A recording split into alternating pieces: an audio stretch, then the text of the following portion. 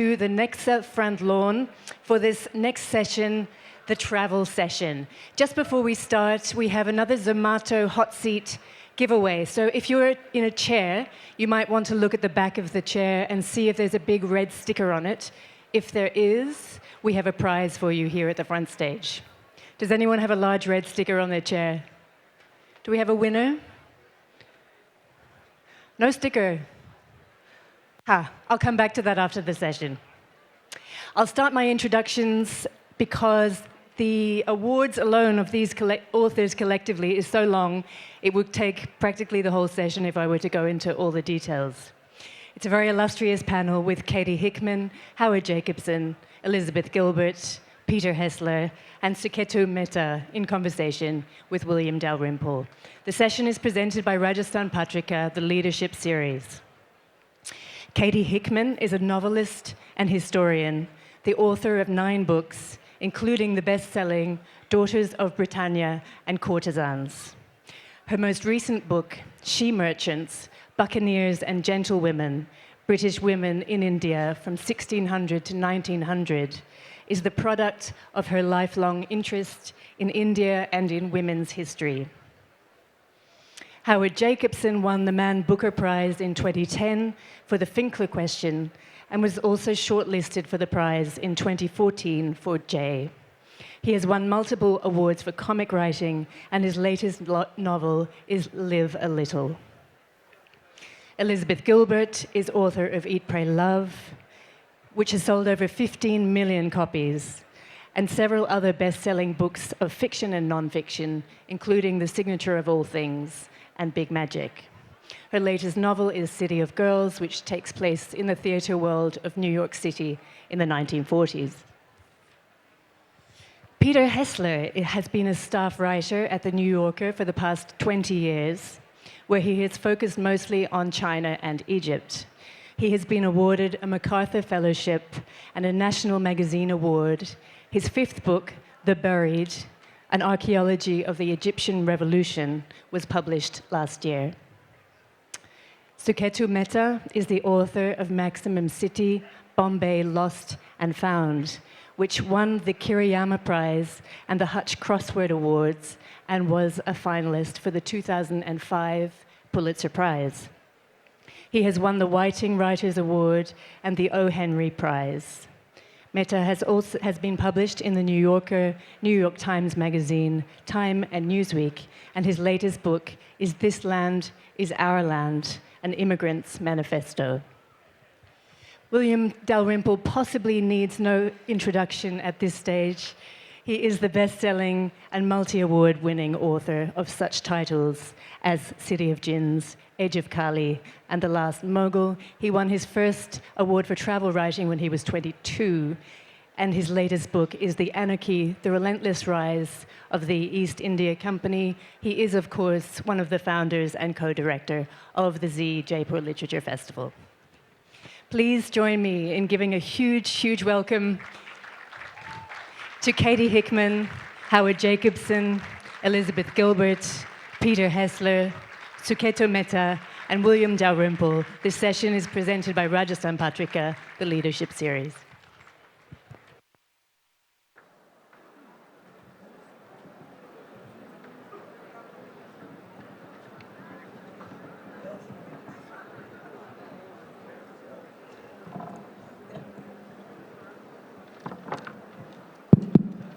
Good afternoon, good afternoon. So this is our annual travel session, which is always one of the most packed, but I'm not sure we've ever quite had these crowds before. And it's a great measure of the star quality of the writers here that we've managed to pull in this incredible crowd. Travel writing is one of the most ancient forms of literature. It predates the novel by millennia, and only epic poetry can really compare with it for antiquity. It has undergone many transformations from the days of the wanderings of the Pandava brothers or the patriarchs of the Old Testament. It's something that has appeared independently in every culture in the world. There are Arab travelers like Ibn Jubayr and Ibn Battuta. There are Japanese travelers, Chinese travelers like Huan Sang and Fa Hessian writing about their visits to India. There are colonial travel writers, there are post-colonial travel writers, but we have a crop of some of the most interesting around in this generation today on this panel. What we propose to do very simply is to start left to right, start with Liz Gilbert, end up with Katie Hickman, and each of us will read for about 5-6 minutes, and if we have time at the end, we'll open some questions. So Liz, do you want to kick off? Okay, thank you. It's an honor to be on this stage with writers who I love and admire so much. I'm going to read from a book called Eat, Pray, Love. Which sold a modest 50 million copies to date. Probably none of you have ever heard of it. This is a scene about going to my first soccer game in Italy, along with my friend, a Roman whose name is actually Luca Spaghetti. That's his actual surname. And we became friends when I was in Rome, and he took me to the game. Yesterday afternoon, I went to the soccer game with Luca Spaghetti and his friends. We were there to watch Lazio play. There are two soccer teams in Rome, Lazio and Roma. The rivalry between them is immense and can divide otherwise happy families and peaceful neighborhoods into civil war zones. It's important that you choose early in life whether you're a Lazio fan or a Roma fan, because this will determine to a large extent who you hang out with every Sunday afternoon for the rest of your existence. Luca has a group of about 10 close friends who love each other like brothers, except half of them are Lazio fans and half of them are Roma fans. They can't help it. They were born into families where the loyalty was already established. We can change our wives, Luca said. We can change our jobs. We can change our nationalities. We can change our religion. But we can never change our team. My first soccer game with Luca Spaghetti was for me a delirious banquet of Italian language. I learned all sorts of new and interesting words in that stadium, which they don't teach you in Italian school. There was an old man sitting behind me stringing together such a gorgeous flower chain of curses as he screamed down at the players on the field. I don't know all that much about soccer, but I didn't waste any time asking Luca inane questions about what was going on in the field. All I kept demanding was, Luca, what did the man behind me just say? What does cafone mean? And Luca, never taking his eyes from the field, would say, asshole. It means asshole. And I would write it down and commit it to memory. Then I would shut my eyes and listen to some more of the old man's rant, which went something like this. Dai, Albertini, dai, va bene, ragazzo mio, perfetto, bravo, dai, vieni alla porta, eccola, vaffanculo, figlio di minietta, stronzo, caffone, tradatore. Madonna, Dio mio, perché? Che casino, che bordello, non è un cuore. Guarda, ma molto migliore, Albertini, molto migliore, sì, eccolo, bello, bravo, anima mia, ottimo, eccolo, adesso nella porta, vaffanculo! Which I will attempt to translate as, come on, Albertini, my boy, my perfect, brilliant son, come, go, in the goal, there it is, go fuck yourself, you son of a bitch, shithead, asshole, mother of God, what a mess. Unfortunately, there's no good way to translate into English the fantastic Italian expressions che casino and che bordello, which literally mean what a casino and what a whorehouse. But essentially, it just means what a mess. You don't have a heart, Albertini. You're a faker. Look, nothing happened. Come on, that's better, my boy. Much better. There it is. Beautiful, brilliant, excellent, perfect. In the goal. Fuck you. It was such an exquisite and lucky moment of my life to be sitting next to this man. I loved every word pouring out of his mouth. I wanted to lean my head back into his ancient lap and let him pour eloquent curses into my ears forever. And it wasn't just him. The whole stadium was filled with these soliloquies at such high fervor. Whenever there was a grave misjustice on the field, the entire stadium would rise to its feet, every man waving his arms in outrage, all 20,000 of them looking like they'd just been in a bad traffic altercation. The Lazio players were no less dramatic than the fans, rolling on the ground in pain like death scenes from Julius Caesar, totally playing to the back seats, then jumping on their feet 2 seconds later to lead another attack on the goal. Lazio lost. Needing to be cheered up, Lucas said to his friends after the game, should we go out? I assumed this meant, should we go out to a bar? Because that's what sports fans in America would do when their team lost. They'd go to a bar and they would get good and drunk.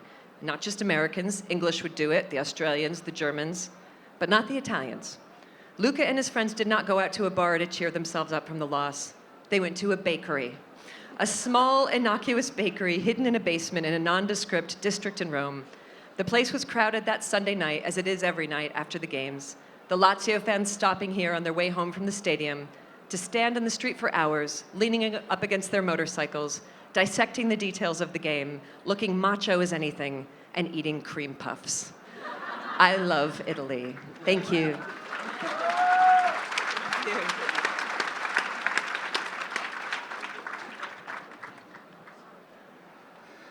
Thank you all for being here. Thank you, Willie, for inviting me to JLF.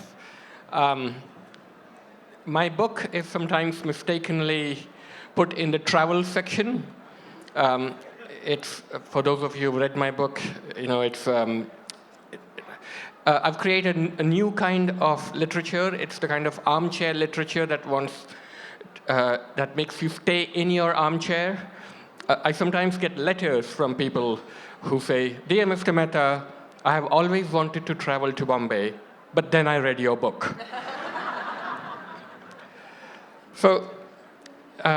But I did travel in the book. It is a kind of travel literature, except the place I traveled to was my own childhood. The only event in the Bombay weather is the monsoon. The first rain comes early this year, in the middle of May.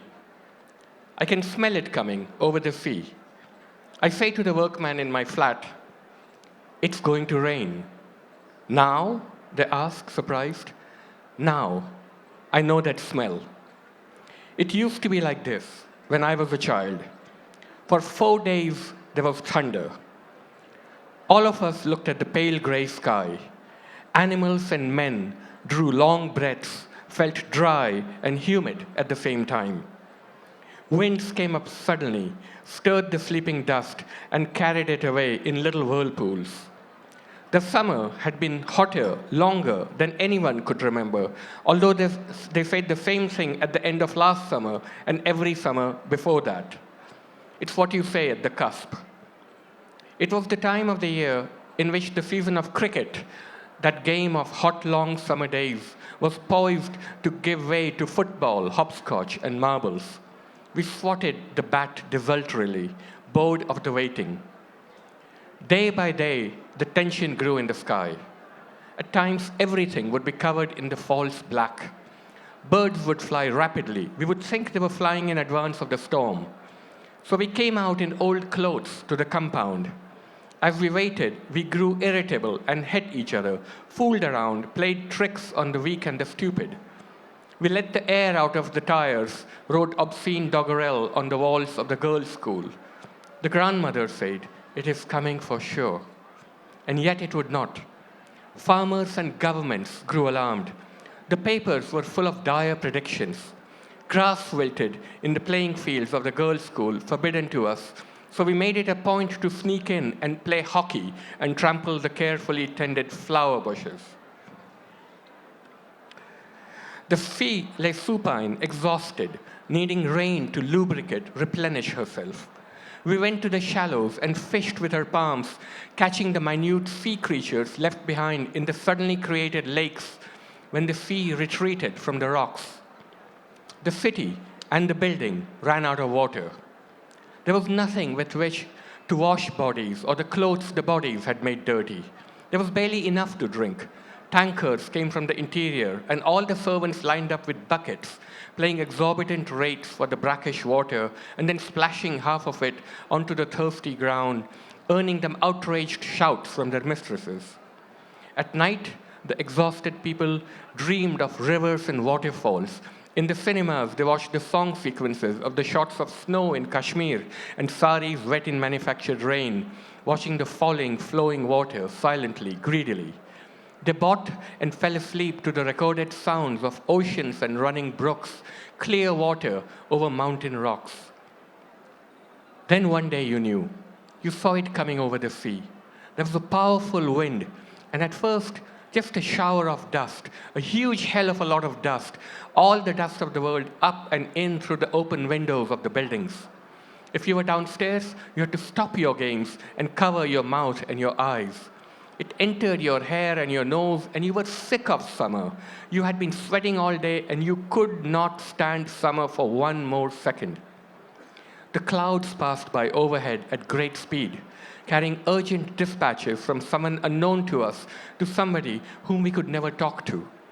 The sky was blue-black, like the poison-filled neck of Shiva. Then, the first drop, so light you might have imagined it. It might have been an air conditioner leaking. The leaves and branches were in a fine frenzy. Windows slammed open and shut, and there was the sound of breaking glass. The birds knew. They were gyrating wildly in the sky, desperate to get to their nests, to the crannies and crevices of the buildings. All at once, the next few drops, and everybody knew. Servants and wives rushed to the windows to take in the laundry. A massive crack in the sky, and then another huge roar from the earth from hundreds of thousands of children all over the city as the torrent fell on them. All day long you have been sweating, all day long your body has been ready to receive it, and it has sensed it like the cows and the crows, and now the first rain is on you. Your parents have warned you about it, screamed at you about it, never bathe in the first rain. It is black with the dust and pollution of the atmosphere, and you will get sick, but you don't care. All the children of the world are out dancing in the streets and the parking lots and the gullies, and for once the cars are stilled by the mighty juvenile throng with the invincible force of the monsoon at their backs. Big drops of water are coming down, very close together, walls of water, worlds of water, and you are in the middle of it, and nothing can be seen except the water. It is lightning and all is daylight again, but only for an instant. You raise your face to the water and wash the summer off.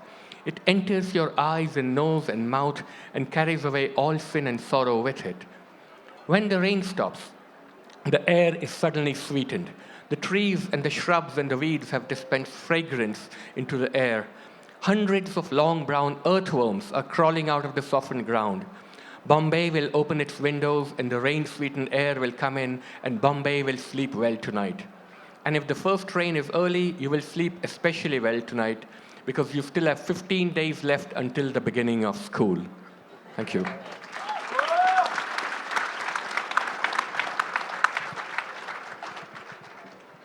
This is from a book called From the Holy Mountain, which is my only book which has no South Asia in it at all.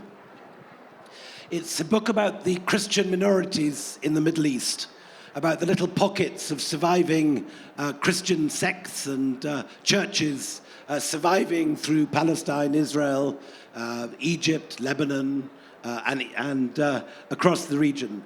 This is a passage in the West Bank where there is a strange, isolated Greek Orthodox monastery that's been there since the 6th century.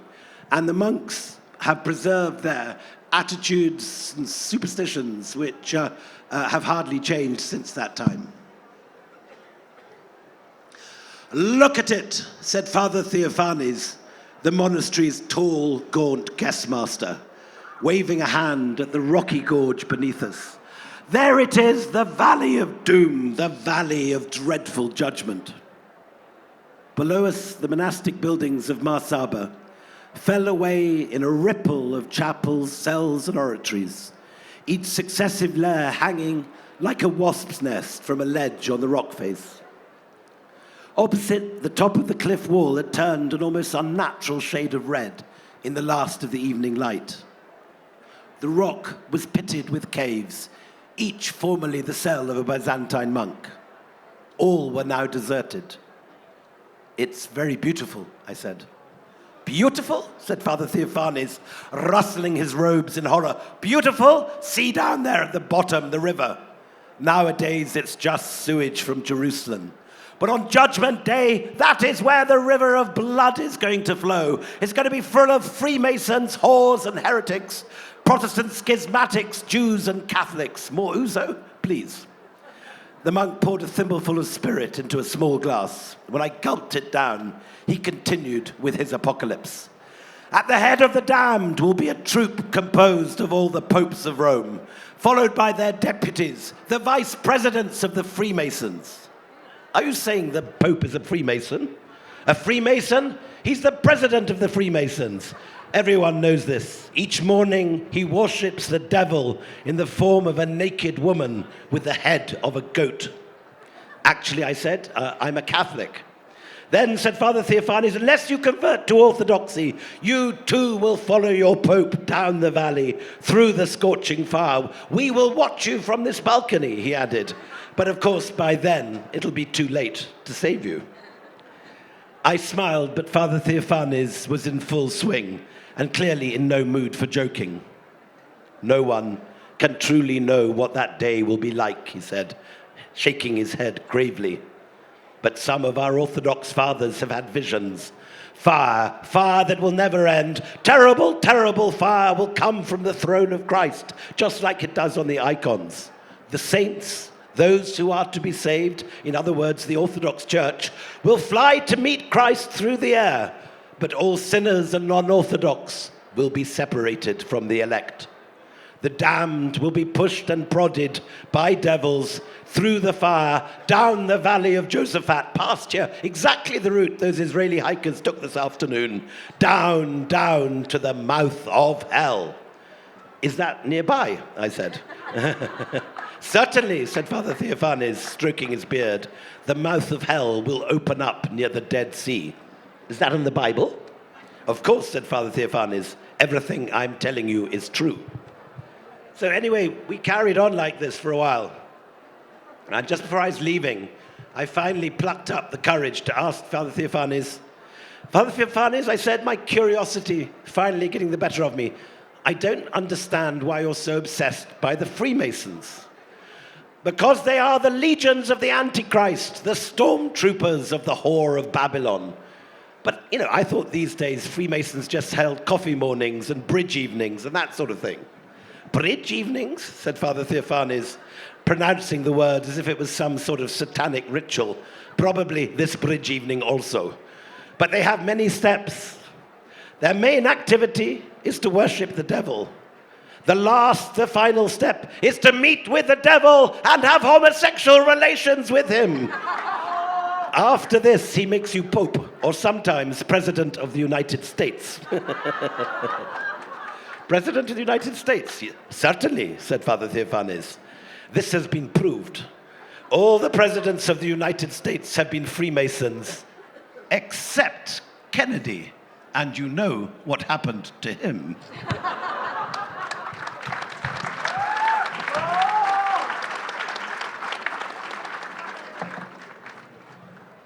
I'm going to read from The Buried, which I guess is a travel book in the sense of traveling to a place and staying there. My family moved to Egypt in 2011, and we settled into an old apartment in Cairo, and this is from an early chapter where I'm describing learning to deal with the utilities, the electricity, plumbing, and other things. The process for garbage removal was mysterious. The landlady instructed me to deposit all of our refuse outside the kitchen, where a small door led to a metal fire escape. There is no pickup schedule and no preferred container. I could use bags or boxes, or I could simply toss loose trash outside. Its removal was handled by a man named Saeed, who was employed neither by the government nor by any private company. When I asked the landlady about the monthly fee, she said that I needed to work it out on my own with Saeed. At first, I never saw him. Every day or two, I put a bag of trash on the fire escape, and then it would quickly vanish. After nearly a month of this invisible service, a knock sounded in the kitchen. "Salamu alaikum," Saeed said after I opened the door. He stood barely taller than 5 feet, with short, curly hair and a well-groomed mustache. His shoulders were broad, and when he held out his hands, I noticed that the veins on his forearms bulged like those of a weightlifter. He wore a baggy blue shirt, a huge pair of stained trousers, cinched with a belt, and big leather shoes that flapped like those of a clown. Later, I would learn that most of his clothes were oversized because they had been harvested from the garbage of bigger men. Speaking Arabic slowly for me, he explained that he was there to collect the monthly fee. I asked him for the amount. "It's whatever you want to pay," he said. "How much do other people pay?" I asked. "Some pay £10, he said. Some pay 100 pounds. How much should I pay? You can pay 10 pounds, or you can pay 100 pounds. He wouldn't bargain in the proper sense. Those numbers never moved. He dropped them like end lines on a football field, and then he left me with all that empty space. Finally, I handed him 40 Egyptian pounds, the equivalent of $6.50, and he seemed satisfied. During subsequent conversations, I learned that the Reuters correspondent who lived upstairs paid only 30 a month, which made me feel good about my decision. It seemed logical that a long-form magazine writer would produce more garbage than somebody who worked for a wire service. After I met Saeed, I started seeing him everywhere in the neighborhood. He was always on the street in the early mornings, hauling massive canvas sacks of trash, and he called out to passersby. He seemed to know everybody who lived on the street. One afternoon, he approached me on the street. "You speak Chinese, don't you?" he said. I told him that I did, although I had no idea how he knew this. "I've got something that I want you to look at," he said. "What is it?" "Not now." He dropped his voice. "It's better to talk about this at night. It has to do with medicine." I told him I'd be free that evening at 8 o'clock. Before Egypt, I had lived in China for more than a decade. It was there that I met my wife, Leslie Chang, who was also a journalist. When we left China together in 2007, we made a vague plan for the future. We wanted to rent a house in rural southwestern Colorado as a break from urban life, and we hoped to have a child. And then we planned to move to the Middle East. We intended to live in Cairo, where Hosni Mubarak had been in power for almost 30 years. None of these plans worked out quite as we had imagined. The child turned into two. In spring of 2010, Leslie gave birth to twin girls.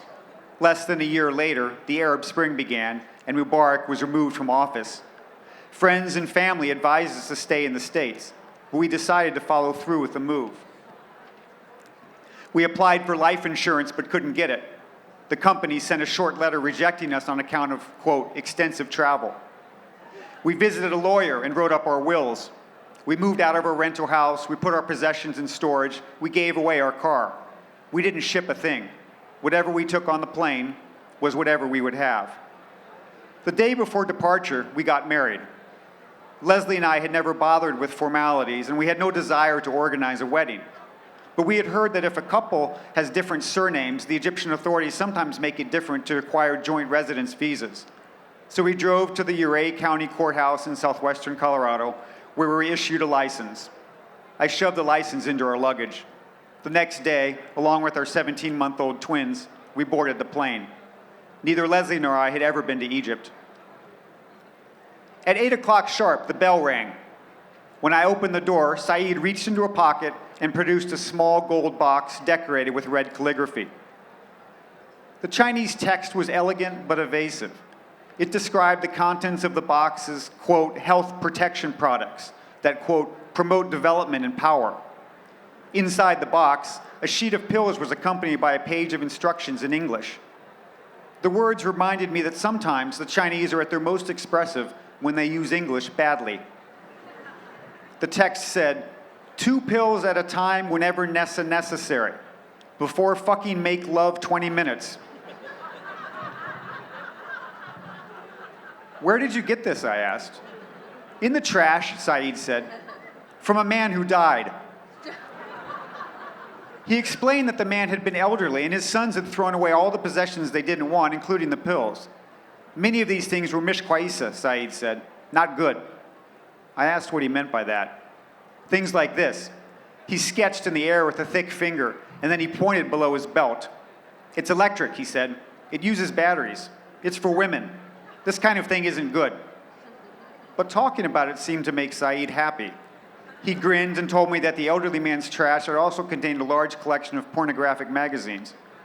He didn't say what he had done with the magazines. I asked where the dead man used to work.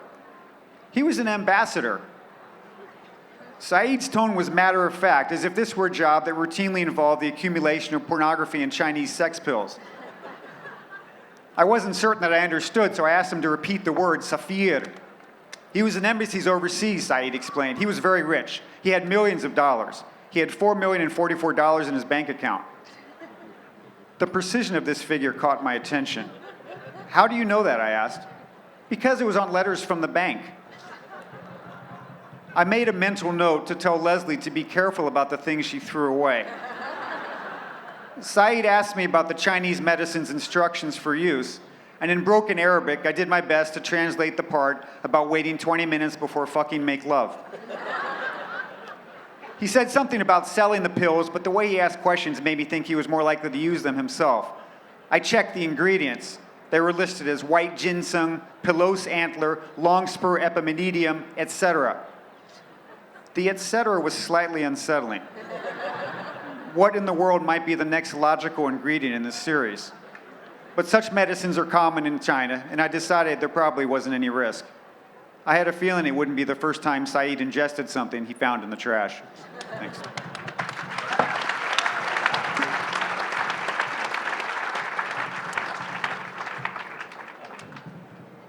I apologize. I apologize. I shouldn't be here. I'm a fraud. These people here around me are the real things. I'm not. If any of you saw me trying to get on the stage, you'll know I'm not much of a traveler, for a start.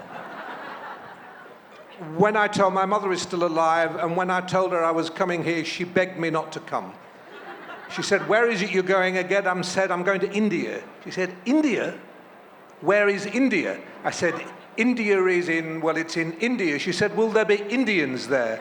I said, "I am expecting there will be Indians there." She said, "Well, will you promise you'll write a will and leave the will with me before you go?" So I did. But she also, it's just possible, because I told her what time I would be on, that she might ring me while I'm talking today. So if she does, forgive me if I have to take the phone. And also try to make no noise if I'm on the phone, because I don't want her to think that there are a lot of Indians here, because that might frighten. I'm going to read a little from a book called In the Land of Oz. I've written 2 or 3 things that could be called travel book. This is the nearest to a travel book. My traveling companion on this was an Australian woman called Roz, to whom I think I was married for a very short while. And we did this journey together, and in fact she was very good because she overcame my nervousness. She made me do things I would not do. And one of those things was to travel in the West Australian desert and then into the Northern Territory. And she found a guide to take us to this small town called Cambalin, which, if I remember rightly, is in Western Australia, where we were introduced to a man, and if you think Lucas Spaghetti is good, how about Humpy Crocodile?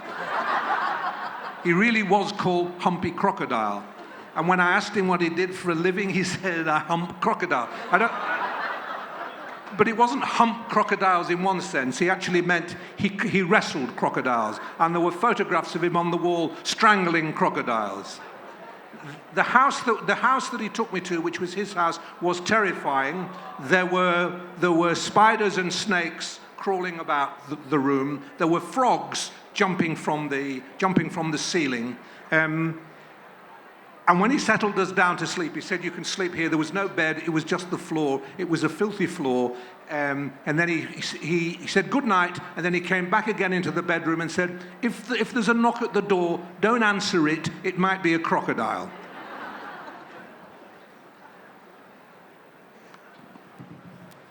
So this is an account of the evening in the house. It was a bad night in the house. The air conditioner was impossibly noisy. Oh, I should have told you, I've left out something. I should have told you that he said, "Try not to go to the toilet, because there are 20-foot pythons around here." And I said, "Well, you'd see one of those, wouldn't you?" He said, "No, because they curl around the inside of the toilet rim." And I said, "Well, how would you know when one of them's there?" He said, "You'll know when one of them's there."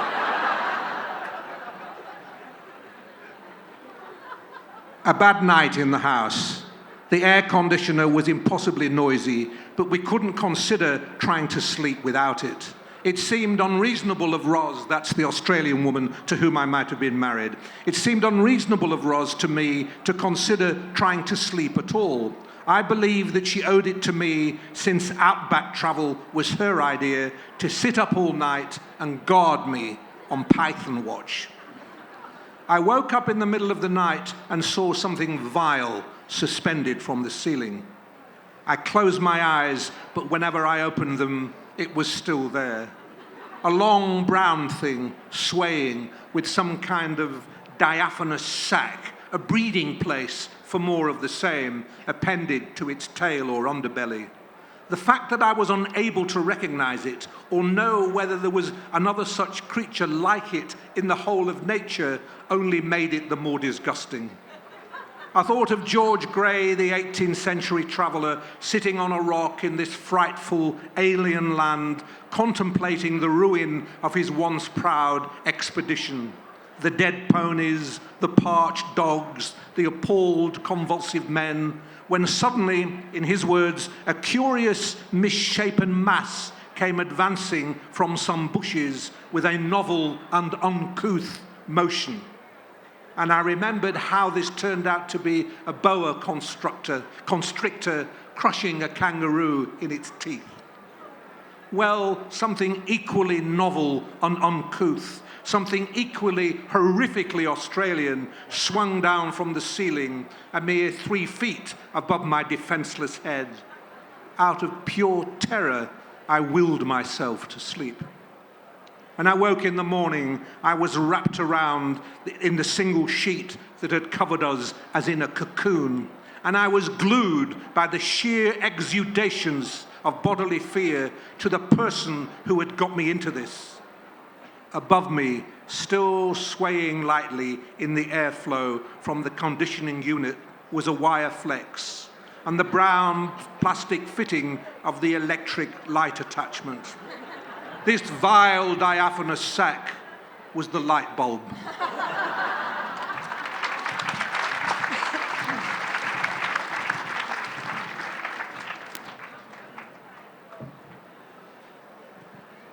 I'm going to read from a book called Travels with a Circus, which is about a year that I spent living in Mexico, about 30 years ago now, amazingly enough.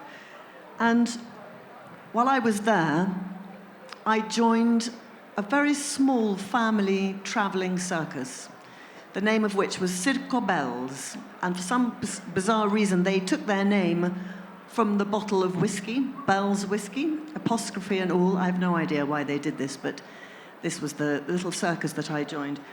And I had my reason for joining it was that when you're a traveller, one of the challenges of being a traveller, wanting to write about your experiences, is that you're always travelling through a place. So my idea was that if I went to and joined a circus, it would be like a travelling village, and that I would be able to travel all the way around Mexico, but at the same time I would have these companions, this little self-contained village, and I'd be able to get to know the people of this circus village very well and be able to write about them. This was I thought, a pretty good idea in theory, but in practice it actually wasn't such a good idea because, first of all, the circus travelled incredibly slowly, and in the 3 months that I spent with them, we got from the center of Mexico, we didn't even get outside of Mexico City. We started in the center of Mexico City, and in 3 months later, we were just about getting to some of the suburbs. So clearly my plan wasn't going to work. And the other thing about it is that it was so incredibly absorbing being with this extraordinary family of circus artistes that I really could have been anywhere in the world. And I was so focused on sort of the internal life of the circus that I wouldn't have really seen very much of Mexico itself. So after 3 months, I left, and I spent the rest of the year traveling around the countryside, looking for people and landscapes and natural phenomena, anything, in fact, that I thought would give me a clue to the very particular psyche that is the Mexican. And so this little passage is about one of those natural phenomena that I was lucky enough to see.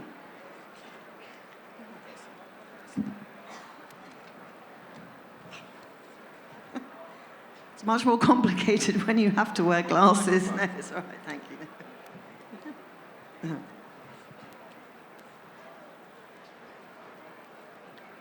In a small wood in the state of Michoacán, for a few months each year, 35 million monarch butterflies come to rest.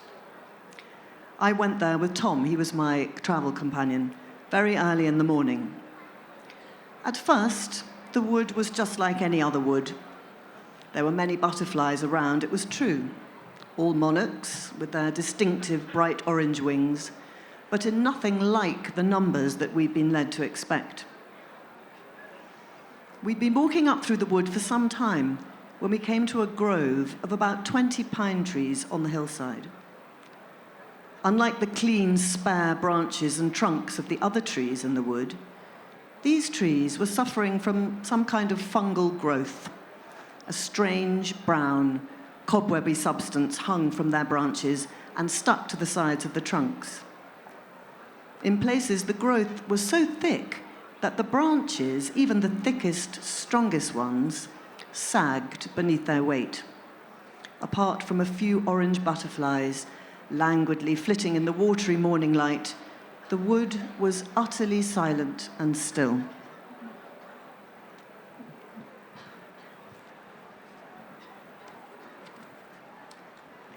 We sat down to rest on the stump of an old tree trunk. It had been quite cold that morning, but now the sun was rising steadily, piercing through the thick cover of the trees. I began to take off my jacket. As I looked up, I noticed something stirring in the trees above me. As the sunlight warmed the branches of the trees, the lichen, or whatever it was, had started to move. At first, this was no more than the faintest pulse. But as the sun increased in strength, it became a quiver, a trembling, and finally an extraordinary, fully fledged flapping. The growth was not leaves or lichen or old man's beard after all, but millions upon millions upon millions of sleeping butterflies. Awakened by the light, the butterflies gradually disengaged themselves from the branches where they'd massed together a foot or more deep, until the whole wood was full of them. There were so many that the air crackled with the sound, like distant electricity. Occasionally, as we watched, with a faint plop, a pair of butterflies, locked in lovers' combat, would drop onto the ground beside us, writhing together in the soft dust. But this was only the beginning. We'd been standing for several minutes like this when the real miracle happened. Above us, there was a sudden rushing noise like the wind through the trees. When we looked up, we saw that all at once, in one spectacular golden shoal, one of the trees was releasing its burden of butterflies towards us. From a single point on one of the branches, at first a river, then a torrent, then a very waterfall of butterflies was tumbling towards us. In a shimmering, tinkling, king's ransom of shining copper, they poured down the gully until there were so many it became impossible for the eye to focus. The air around them dissolved, as it does when heat rises, until there were so many creatures on the wing that the sky became black with them. And then they were upon us. Closing my eyes at the center of the maelstrom, I felt the wind of 100,000 wings brush my cheeks, felt them touch my cheeks, eyelids, lips, hair. I was blinded, deafened, struck dumb by butterflies. For a few moments, the entire physical world was blotted out. I could not move, could not think. I was entirely made of butterflies, for they were all that existed. A soft, golden galaxy of spinning proboscis, antennae, and fronds of copper silk. For a long while, I stood with my eyes shut, my arms outstretched, laughing and crying out in ecstasy. Thank you very much.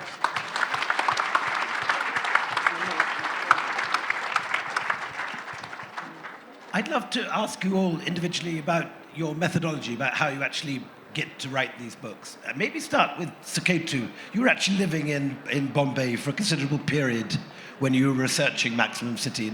And your book, I remember, had a particularly slow birth. I remember you first came and saw me, I think, a year after you published a Granter piece, and you were still writing the book 5 years later. Were you using diaries? What were you... How did you put it all together? How did you assemble a book like this? It's true, Willie. I meant to take much less time for the book than I did. And here I'd like to pay tribute to my dear, lovely friend and greatest editor that the world's ever seen, Suketu Mehta, who's just passed away. Sunny personally edited my book at Knopf. Can I tell the story? I'll tell the story. Because our versions differ slightly. But, well, I had a 2-book contract for Maximum City and a novel called Alphabet. It's a tale told by a fetus, and it's still gestating. So I was supposed to write this Bombay book. I thought I'd write a quick and dirty book about a quick and dirty city in a year or two and come back to New York and work on a novel. Well, 7 years later, I delivered a manuscript of 1,667 pages to Sunny. And I'd send him chapters along the way. Every time I wrote a chapter, he'd take me out to lunch and buy me 3 sherries. And he drank 3 sherries. So these chapters were the size of books themselves. They're 50,000-word chapters, some of them. And at the end of one of these long lunches, when I delivered yet another mammoth chapter, he said, "Suketu, I want you to promise me something." I said, "Anything for you, Sunny." He said, "I want you to promise me you won't write another fucking word." I said, "What's the matter? Don't you like it?" He said, "No, it's too damn long. You need to get the book out."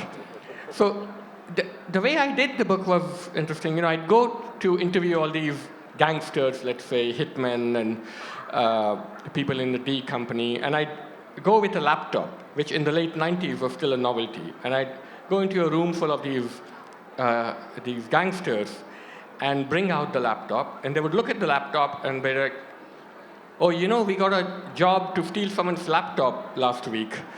I said, "I know, anytime you want, you can just take it from me." So as they would speak, I would be typing on the laptop. And, you know, in the beginning, they were really zapped. This man from America was coming and writing down what they said like a stenographer. But then they'd get used to it. And they would talk, and I would type, and they would say something, and I'd write it down. Now, any journalist who's worked in India knows that the trouble in India isn't getting people to start talking. It's getting them to stop talking or stick to the topic. So as they spoke, if they wandered off, I'd still look at them, but I'd stop typing. And so without my ever having to say anything, they would come back to what would get me typing again on the laptop. And my fingers would dance with Miss QWERTY again. So yeah, it took 7 years, and I learned a lot about reporting. And I learned, you know, when do you stop writing a book? When your editor starts using profanity. Peter, a lot of your stories in The Buried started life as New Yorker pieces. Were you thinking of, and was the book always at the center of it, or were you primarily writing for for Remnick? I mean, how did it happen? And how did you accumulate the diaries? Were you taking notebooks? Were you writing notes or longhand journals, or what? Yeah, I mean, this was my 5th book, so I'd done it before in China, and so you sort of have a system. I do the books are the main focus. That's what I care the most about, because you can just do things in a book that you can't do in a magazine story. I mean, I think that's why, even though all the changes in the industry, books do survive, because there's really no replacement. But I try to find magazine stories that build toward a book. So they help you do research. They also help fund you. So if you do a story, then the magazine will pay for your expenses. Of course, if you're hanging out with the garbage man in Cairo, the expenses are not very high. So you know, that's not going to help you that much. But basically, yeah, I'm taking notes all the time, and I don't really start on the book I didn't start on this book until I actually left Egypt after 5 years. You said you take notes all the time. Were you recording the conversations with the garbage man? Did you have a notebook in your hand like an interview? Or did you go and write it down afterwards? There's different stages. So when I was meeting him in these first scenes where I didn't know who he was, and he's just coming, of course, you know, I don't have a notebook there, but those meetings were so interesting that I wrote them down in my diary. But then soon as I got to know him, I would walk around with him on his rounds, and we'd go pick up the garbage in the neighborhood, and he would tell me about all the different people, because he'd learned so much from people's garbage. He'd be like, oh, this guy, he has 2 syringes in his trash every day. I think he has diabetes. And, you know, it was insane the amount of stuff that he would know about people. And so I would have a notebook there. And then periodically I would sit down with him with a translator, actually, and do the things that because my Arabic was getting better, but I wasn't fluent, and I wanted to get the very detailed stuff. So I would schedule these, and that also reminds him that I'm doing this as a formal project. So there's different types of interviews that you do as a journalist. Liz, you've done a lot of fiction, but this is non-fiction. Which do you find easier? Is this more difficult, or was it Eat, Pray, Love? Did it come very easily? I think fiction is more difficult, but it's also more fun. Nonfiction is pretty straightforward for me. It's especially a book like this is very straightforward. It's a chronicle. I went here, I saw this. This is what happened. The thing that makes it less fun than fiction is how important it is to tell the truth and to make sure that you're being fair to the people there's a lot of ethics that are involved in writing nonfiction, and hardly any in writing fiction. And so I feel much more unbridled when I'm writing a novel, and I can take, you know, there's just a wonderful sense of a galloping horse of liberty. You can go in any direction that you want, and you simply can't do that when you're writing nonfiction. Even the most casual kind of nonfiction, there's a great obligation to the people that you're writing about to be very concerned about their well-being through your words, and also you have power and they don't. So, you know, their lives are literally in your hands. You have to be very aware of that, and I find it a little sobering. Particularly if you're writing about gangsters, presumably. Yeah, gangsters can be a little sobering. Howard, again, you've done fiction and non-fiction. Do you find non-fiction much easier or more difficult? Can I answer the question you haven't asked me? Sure. Willie and I met at a conference. We didn't know each other, and we met at a conference of travel writers in a marvelous villa by Lake Como. And this is the kind of life we lead when we don't have the luxury of being here.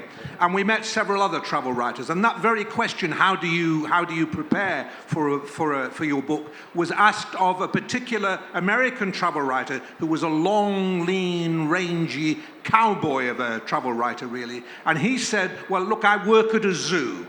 And what I do is, in between my duties with the animals, I take my notes. He said, I take notes about my journey. So I wake up in the morning and I go into the cage and I masturbate the tiger, and then I move into the elephant room, and we're nodding and nodding, and suddenly Willie and I look at each other and say, did he just say masturbate the tiger? We said, did you just say you masturbate tigers? He said, yes, everybody who works in a zoo masturbates a tiger. And it's funny, every time I meet Willie now, I think of masturbating a tiger. I think we'll move rapidly on to Katie now. Katie, you've written many books since the circus, but you've never gone back to travel. No. What's the reason for that? No, well, the reason is actually very practical. I had children, and I like, when I do travel books, I like to really drill down deep. You know, when I was in Mexico, I was there for a whole year, and I just made a decision that I didn't particularly want to travel when I had my small children. I look forward very much to going back to doing travel writing. I also do fiction, and I write social history books as well. And I think actually writing travel books is probably the hardest of the lot. I find it very hard. I find it very, very hard. It's such an extraordinary combination. It's very easy to do badly. It's very easy to do make badly. It exceptional. And there are a lot of very bad travel books out there. And actually rather few good ones. But the good ones, if you aspire to do the best that you can, I think they soar in a literary way, in a way that nothing else quite does. Before we throw the questions out to the audience, maybe we'll go around everybody and just say any particular favourite travel books you'd advise or non-fiction memoirs that you'd advise the audience to buy and read, because it's not a genre which is much read here, and I think Liz, do you want to start? Should we just go in the same order? God, I'm so sorry that I can't remember the author's name, but there's a book called The Meadowlands. Does anybody happen to know the name of the author? It's one of the most beautiful travel books I've ever read, and it's about the wetlands around New York City and New Jersey.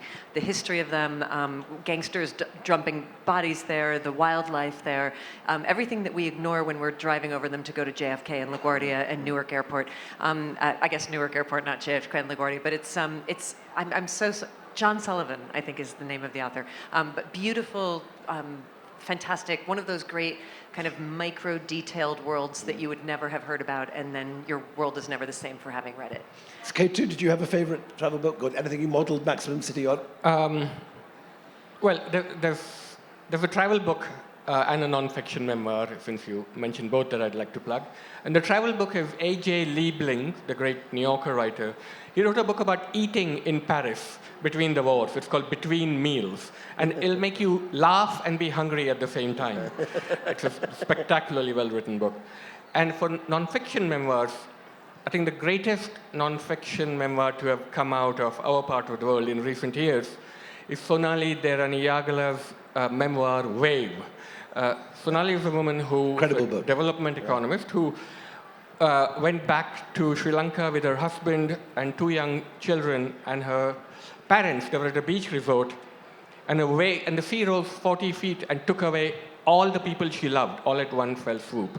Her parents, children, husband. So how do you reconstruct a life after that? And Wave is the answer to that question. It's a masterpiece of Incidentally, another Sunny Mehta book, yet another Sunny discovery. For me, I'm Bruce Chatwin in Patagonia. Extraordinary, taut, strange,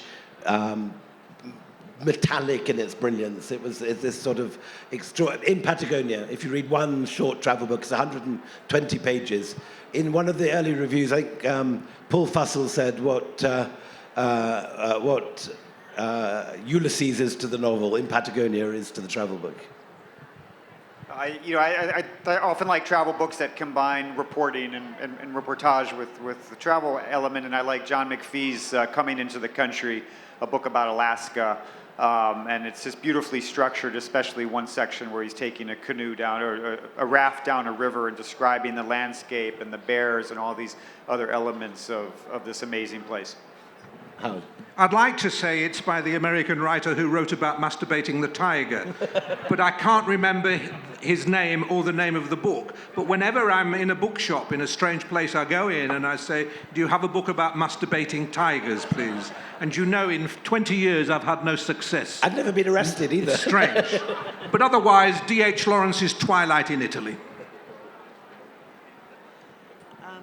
There are so many competing books in my head, I've got sort of brain freeze. But I think almost anything by Colin Throughbrun.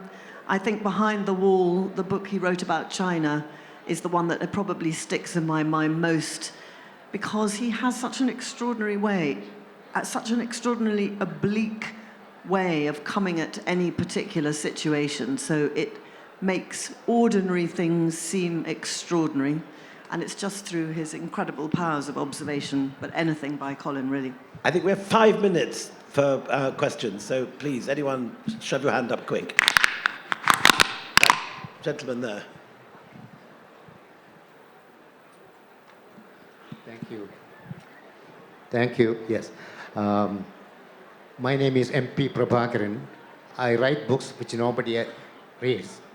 And I don't think anyone of you have heard about it. But I travel. I've been traveling extensively, and I produced 2 books because my books have something to do with the topic under discussion. Allow me to shamelessly plug in the latest one. As long as it ends in a question, sir. Yeah, coming to that, can I just mention my book? That's the one that's got masturbating tigers in, isn't it? It is one of the chapters, yeah. One of the chapters in it, please read it. An Indian goes around the world. What I learned from my 30-day European odyssey. I had the audacity to give a copy of that to you last year in New York City. You forget it. The question, sir. Sir, it's a statement, not a question. Traveling has we don't do statements. We want questions. No, just sharing with you, because whether you agree with me. Question. Traveling has been my greatest learning experience. Do you, any of you, share that So we'll move on. Any more questions? This gentleman at the front here with the Hi, can you hear me? What's your opinion on travel bloggers? There's full of them. Some of them are good, but many of them are just, not very good. I'm curious, do you read them? And what do you see their place any in market this? for travel bloggers here? We're the wrong generation. Too old. I would only say this. I wish that such a thing had existed 30 years ago when I was an unpublished writer. I think it's extraordinary that there are places and venues and portals in the world now where anybody can put their writing into the world. Back in the day, if I wanted somebody to read something that I wrote, I would either try to get it published, which I failed at, or I would go to a copy shop and literally make photocopies and, like a pamphleteer, hand it to people on the corner of the street. So I think it's marvelous that there are places where people can put their writing and have it be read, and I feel that's very democratizing, and I'm a You're fan very, of it. very generous. I think it should be more difficult than that. Just as you wish there had been bloggers 30 years ago, I hope there will be no bloggers in 30 years. I think travel blogging is a great way to get free hotel rooms and free food. So it works out well for the travel bloggers. But they always, they're supposed to enjoy all these places that they go to. And I wish someone would write a book like Around the World in a Bad Mood. Because so much of the experience of travel is really awful these days, especially in the era of budget airplanes. So, you're always supposed to enjoy yourself when you're traveling, and often I don't. Hi, my question to Elizabeth is how does he combine the theme of traveling in a novel? Sorry. How does it combine a travel writing and a novel? How is it combined? Yes, like each prelude. A lot of my novels are start with travel journeys, and it's a good excuse for me to get to continue to see the world. But as I say before, the great pleasure of it in fiction is that I don't have to tell the truth. I just have to create something that's believable, not something that's real. Last question over here, gentleman with the raised hand.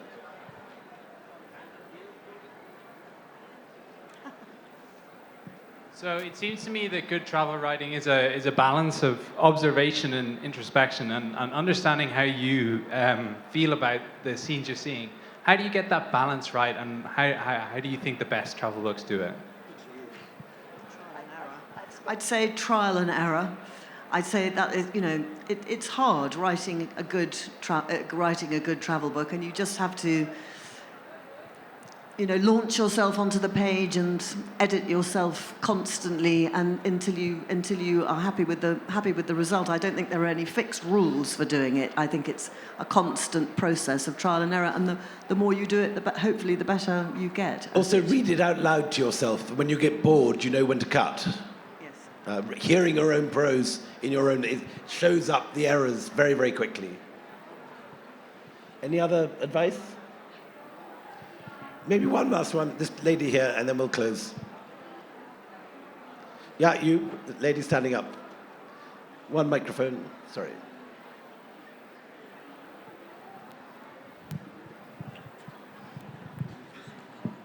Sir, I just wanted to know that when you write travelogues on areas which have a restricted access, or there are many turmoils in that area, so how do you manage to navigate through those areas? And whatever you write, are you under some kind of pressure that I should put this in the public domain or not?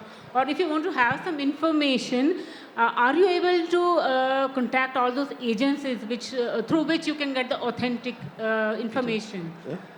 So I think Peter's probably the right person to answer. The question was, when you're in a land of turmoil and conflict, how do you do it, and how do you act responsibly within that? Peter reported the Egyptian revolution, so had many of these ethical issues. Well, and also in China, I mean, you have the same thing. Yeah, it's there's no straight line because it depends on the country and the situation. One thing that does help, and you mentioned the New Yorker, it's nice to do New Yorker projects first because everything is fact-checked. So the magazine will call the person, they have an Arabic speaker, if it's Egypt, they have a Chinese speaker, if it's China, and they check the things with them, and also that lets the person know what's going to be in the story, and if they are really scared about something, that's often a time when they'll start to talk to you about it. But you know, living there, I mean, I always live in the place, and you get a sense of where the lines are and what you need to be careful with, and you have to, it's your responsibility though to protect people. You can't always count on them to say, you know, this isn't going to work. Sometimes you have to make that decision. I'm afraid we've run out of time, but can we have a last big round of applause for these extraordinary authors? Les Gilbert, Suketu Mehta, Peter Hessler, Howard Jacobson, Katie Hickman. I think we'll all be signing books now. So anyone that wants to ask any more questions, come up to us.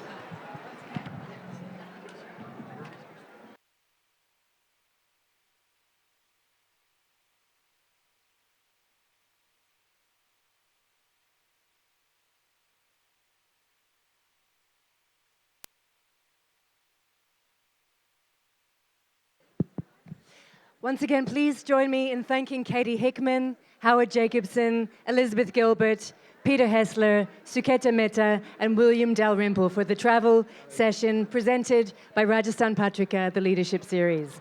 As William said, all the authors will be signing, I believe, at the Z Kiosk. You can find their books at the JCB Prize for Literature Bookshop, which is to the left of the Charbagh venue. They will be making their way to the Z Kiosk, which is here in the far right corner of the Nexa front lawn. I'm going to try the Zomato hot seat giveaway again. If you're seated, I'll invite you to look at the back of your chair. If there's a big red sticker there, you are the recipient of a prize. Do we have someone with a big red sticker on the back of their seat? It's possible it's vacant right now.